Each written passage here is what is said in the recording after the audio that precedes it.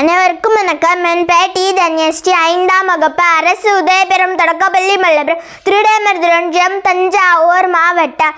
அகர முதல எழுத்தெல்லாம் ஆதிபகவான் முதற்றே உலகு என அகரத்தில் தொடங்கி கூடுதல் காமத்திற்கின்பம் அதற்கின்பம் கூடி முயங்கப்பெறேன் என்று நகரத்தில் முடித்த என் ஐயன் திருவள்ளுவரின் பாதம் தொட்டு வணங்கி அவையோருக்கும் இன்ப அன்பு வணக்கத்தை கூறி என் உரையை தொடங்குகிறேன். பொதுவாக சுதந்திர போராட்ட வீரர்கள் பற்றி பேசும்போது அவர் இந்த வருடத்தில் பிறந்தார், இவருடைய தாய் தந்தை இவர் இந்த வருடங்களில் இந்த போராட்டங்கள் கலந்து கொண்டார், இவர் இந்த வருடத்தில் உயிர்த்தார் என்று பொதுவாக பேசிவிட்டோம். ஆனால் நம் நாடு சுதந்திரம் அடைவதற்கு ஒவ்வொரு சுதந்திர போராட்ட வீரரும் எப்படிப்பட்ட இன்னல்களை எல்லாம் அடைந்தனர் என்பது நமக்கு யாருக்காவது தெரியுமா? அதை தான் நாம் முதலில் தெரிந்து கொள்ள வேண்டும். அந்த வரிசையில் நான் இன்று வ.உ. சிதம்பரனார் நம் நாட்டின் சுதந்திரக்காக எப்படிப்பட்ட இன்னல்களை எல்லாம் அடைந்தார் என்பதை சுருங்க கூறப்போகிறேன். உலகிலேயே 40 வருஷம் சிறை தண்டனை விதிக்கப்பட்ட ஒரே தலைவர் வ.உ. சிதம்பரம். அதிலும் கோவை சிறைத்தான் வ.உ.க்கு பெருமளவில் தாக்கத்தை ஏற்படுத்தி இருக்கிறது. அந்த ஜெயிலர் பெயர் மிஞ்சல். ரொம்ப மோசமானவன், கொடூரக்காரன். ஜெயிலுக்குள் கொண்டு செல்லும் போதே கை கால்களை கட்டி தெருவெல்லாம் இழுத்து சென்றுள்ளனர். வ.உ. சிறைக்குள் தனியாரை, ஆனால் அது காற்று வசதி இல்லை, சுத்தமும் சுகாதாரமும் இல்லை.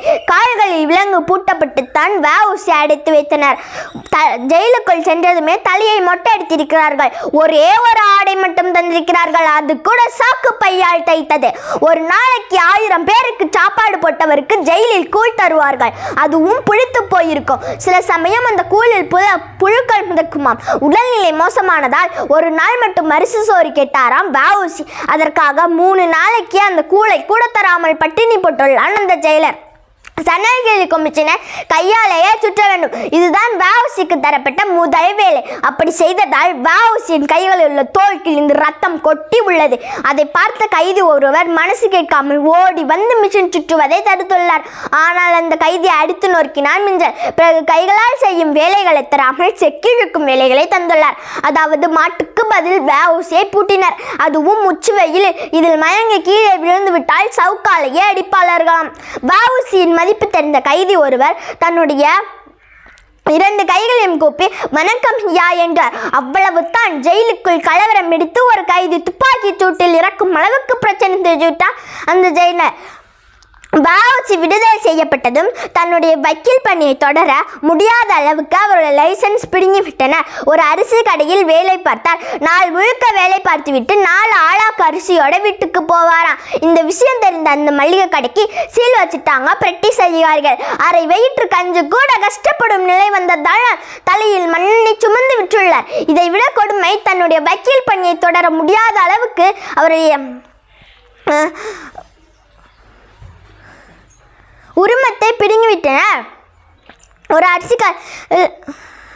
அரிசி கடையில் வேலை பார்த்த நாள் முழுக்க வேலை பார்த்துவிட்டு 4 ஆளாக்கு அரிசியோட வீட்டுக்கு போவாரா. இந்த விஷயம் தெரிந்த அந்த மளிகை கடைக்கு சீல் வச்சுட்டாங்க பிரிட்டிஷ் அதிகாரிகள். அரை வயிற்று கஞ்சி கூட கஷ்டப்படும் நிலை வந்ததால் தான் தலையில் மண்ணெண்ணெய் சுமந்து விட்டுள்ளார். இதை விட கொடுமை, தன்னுடைய வக்கீல் உரிமத்தை மீட்டெடுக்க கோர்ட்டில் வாதாடி உதவ வேண்டும் என்று கேட்டதற்கு மூத்த வக்கீலான மூதறிஞர் ராஜாஜி மறுத்துவிட்டாராம். சில சமயம் காந்தியை விட்டுத்தராமலும் சில சமயம் காந்தியின் கொள்கைகளை ஏற்க முடியாமலும் எதிர்ந்துள்ளார் வ.உ.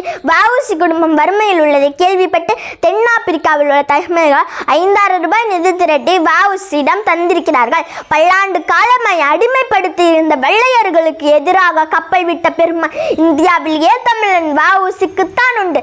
இந்த தேசத்தின் தலைவராக உயர்த்திருக்கக்கூடிய வ.உ. இனியாவது வ.உ. கப்பல் ஓட்டினார், செக்கிழுத்தார் என்பதை மட்டுமே சொல்லி சுருக்கிவிடாமல் அவருடைய சமூக நீதி கொள்கையை மக்களிடமே இந்த இளைஞர்கள் அழுத்தமாக பரப்ப செய்ய வேண்டும். தமிழர்களை மட்டுப்படுத்தவும் ஏளனப்படுத்தவும் யாருக்குமே தகுதி கிடையாது என்பதை செவிப்பறையில் ஓங்கி அறிந்து சொல்ல வேண்டும். இந்திய சுதந்திர போராட்டத்தையும் அதற்கு தன்னுடைய வாழ்க்கையையும் உயிரையும் தியாகம் செய்த தியாகிகளை நன்றியோடு நினைவு கொள்கிறோம். வ.உ. அவர்கள் நமக்காக பெற்றிருந்த நாட்டின் சுதந்திர வரலாற்றை நம் வருங்கால தலைமுறைகளுக்கு தெரியப்படுத்த வேண்டும். வ.உ. அவர்களை பற்றி பெருமையோடு பேசுவதற்கு வாய்ப்பளித்த சுதந்திர இயக்கத்திற்கு எனது மனமார்ந்த நன்றிகளை தெரிந்து கொள்கிறேன். மிக்க நன்றி.